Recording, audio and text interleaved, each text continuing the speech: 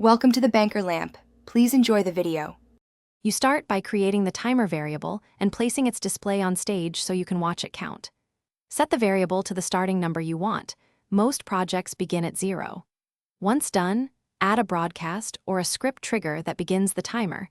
This tells the program when to start.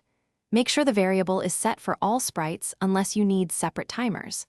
This saves confusion and ensures every sprite reads the same time value as the game runs.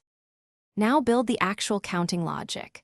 Attach a forever loop to the start trigger and inside change timer by 1, then wait 1 second.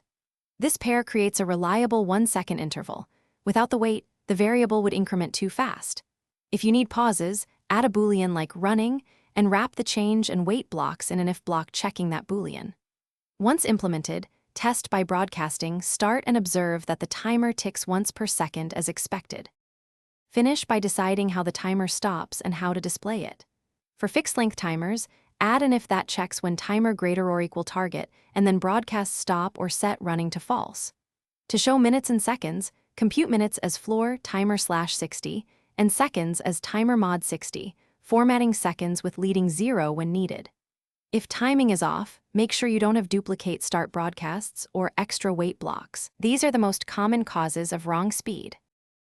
Thanks for watching. If this was helpful, leave a like and consider subscribing. See you next time.